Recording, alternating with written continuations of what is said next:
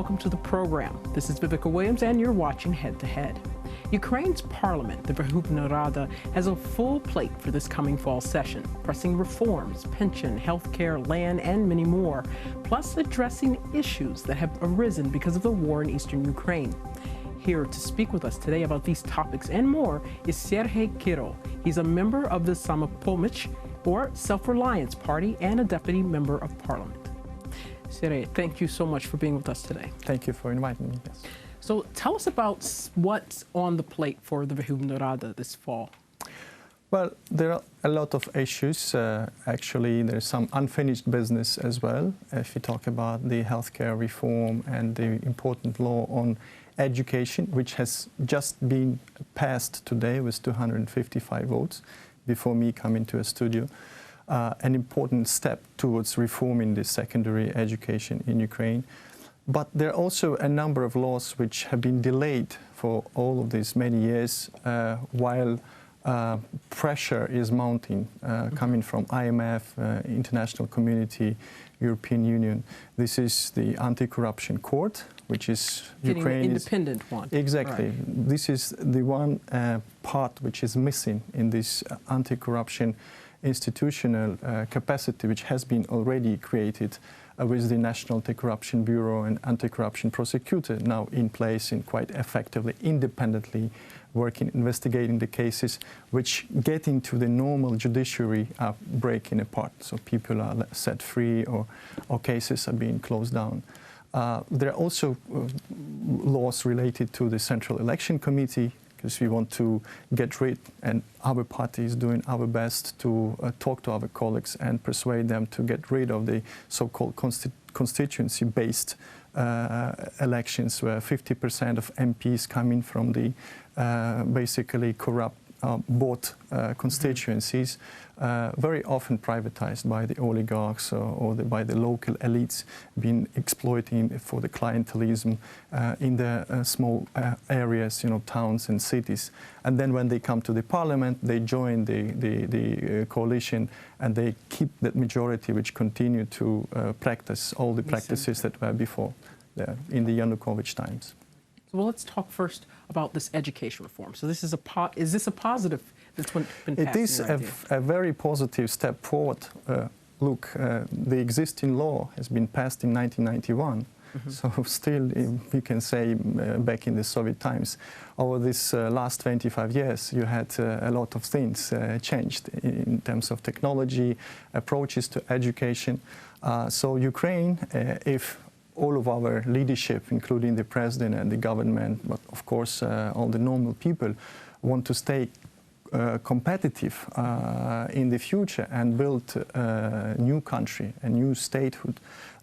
You have to take care of our younger generation. You have to make sure that they are getting the same level of training and provided in the same approach as it is done in Europe, in the United States, and all the other countries, to be competitive again on the labor market in the future. Absolutely. So this law does create a necessary platform to build this new educational system for. But it is just the first step. What specifically is addressed in here? Well, it really gets rid of a lot of bureaucracy. For example, the vertical bureaucracy, which is now crippling the different schools in the local and the regional levels. It introduces a certain level of autonomy to the schools, so they will be able to decide on their own curriculum, for example, and the financial needs. It also introduces new forms of education. In addition to formal education, the informal education and so-called self-education is introduced, but also distant education,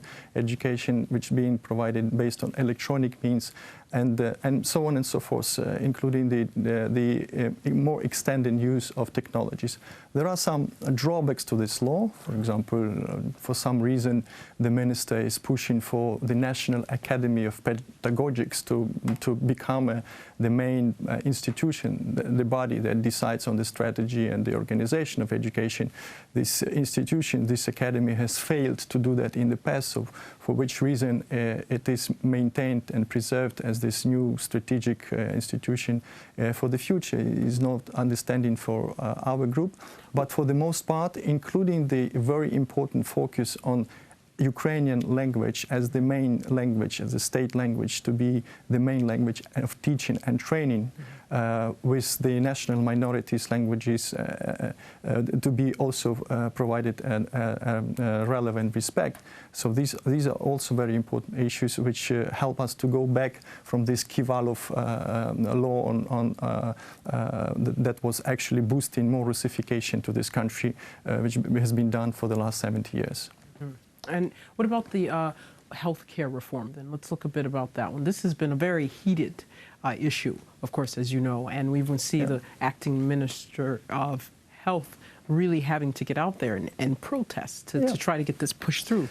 It's not a surprise if you've been observing the whole process. Our group was one of the most, the biggest proponents and most active supporters of the minister and the reform in general. As well as with education, it is not passing these 3 or 4 laws as a package. This law is just the first step, but it is a very important step of breaking the paradigms, breaking the system which was in place in the healthcare for many, many years. The system which was channeling all the state funds into the walls and beds instead of the patients.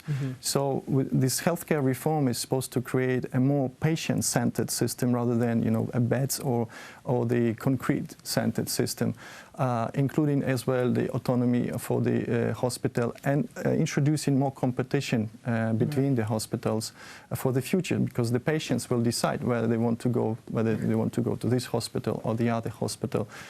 It will also introduce the state, the national healthcare insurance agency, which will be a body managing all the funding based on the insurance company principles. So it will negotiate and contract the doctors based on how many patients they have, and then these doctors will be paid from that agency, but not from the state budget.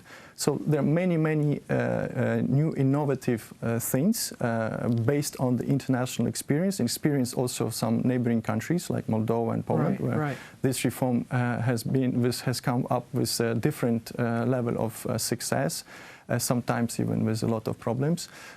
So it is a first step which should be passed by this parliament, but there is again a lot of resistance to do that. And that's what I want to talk about. What is holding this up? So we know that the public wants this. We know people want this. So what's preventing this? You know, it's like with any sector in Ukraine where government has traditionally had very strong engagement with the state financing, whether it's education or healthcare or energy sector. You know, if you talk about social security and also pension reform, which is another big issue on the agenda, it's all about money. You know, and it's always been a lot of, not actually a lot, but a few families, I would say, whether they are oligarchs or representatives of some business groups, which were exploiting that system for their personal interest and their benefits. Of course, contributed later to this or other political party, so it can stay in power for a longer period of time. So this is where the most of the resistance is coming from, is from this this group with entrenched interests. Right, and you see, which want to get rid of them. And is there one particular group that you can? Well, there are pharmaceutical companies, for example, which has traditionally been supplying and selling medical equipment and medicine to these hospitals. You know, they had to deal with chief doctors and who were managing, or the oblast or the ministry officials who were managing these state funds. And of course, they don't want to have this system changed. Right, it's very lucrative for them. Yeah, it's like if you compare with the recent scandal around Ryanair, the low-cost airline, which has been blocked of entry to Ukrainian market, just because there is the Kolomoisky-owned Ukrainian International, which has a monopoly in Ukraine. And today I'm learning that they got 5 additional permits for new destinations, while for some reason Ryanair cannot fly and provide tickets for 10 times lower cost than the other ones. So that's the main reason. People were selling this medicine and healthcare equipment for prices 5 times, sometimes 20 times higher than they cost. The difference would go into their own pockets or the pockets of the corrupt politicians. So this is what we're seeing that's holding up most of the reforms here are it's self-interest. Yeah, it's self-interest, corruption, and a few elites which continue or want to continue to practice so-called clientelism. To provide, to collect money from the state budget through different schemes and then redistribute them among their followers, let's say, who will vote them or organize schemes during the elections to collect votes to keep them at power. And speaking of corruption... Actually, it was the same situation in the U.S. in the end of 19th century, beginning of 20th century, when I recently attended the Francis Fukuyama, a famous professor from Stanford, his lecture about that. There's a lot of similarities. Client-patron systems, it's not really unique for Ukraine. But it's all about having the political will and working together to make a change. And perhaps it's more than political will, because I know that's been such a term that everyone throws around. It's also the system that it's very hard to change from being within a system. I mean, because the system itself is inherently invites and welcomes corruption. Absolutely. That's a reason. You know that U.S. government, after the revolution, after Maidan, has proposed vast funding for the expats, for the Georgian experts, for the American experts, to help Ukrainian authorities pay their salaries and their way to work in the Ukrainian government or work on specific projects like Ms. Zguladze, who was only responsible for reforming the national police patrols. And she did it, I mean, a very good job, and now we have at least one reform which has been completed with the police. The other levels of police, unfortunately, remain the same, like the criminal police. There's still corruption there, the General Prosecutor's Office, and so on and so forth. And it's really a pity that more and more we hear allegations against these experts who very often are very sincere and are ready to commit and contribute their time and they're outside of the system as well, as we see like there is a lot of your Ukrainian diaspora who have the expertise. They're not entrenched in this system of corruption. They don't have these people who would hold them towards something. So they would be able to come back. We see this with the Minister of Health. For that, of course, the diaspora, a person, a guy or a woman who is making, let's say, at least $60,000 or $70,000 per year, will not come to work to Ukraine for $15,000, maybe except. However, we do see a lot of Ukrainians. Uliana Suprun, for example, I think is an exception in that case. She's a minister of healthcare, I mean, American of Ukrainian descent, and because she went through Maidan, she was there personally, and that's something which comes out of her heart and spirit. She wants to basically donate to Ukraine, make her own contribution. But for the most part, to attract these people, we need a serious civil service reform. We need something like the French did after the French Revolution, so that the pay in the government institutions, government authorities, is higher than in the private sector. Only in that case you can attract the best talent to make a difference. Cut out issues with corruption. But then with that it should come the accountability and the rule of law. So the people have to be accountable.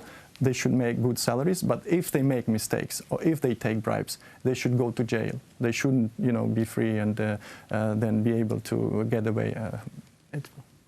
I wish we had more time to talk, because we definitely have a lot more things to talk about. So we'll have you back on. Thank you very much for having me here. Thank you for joining us. Thank you.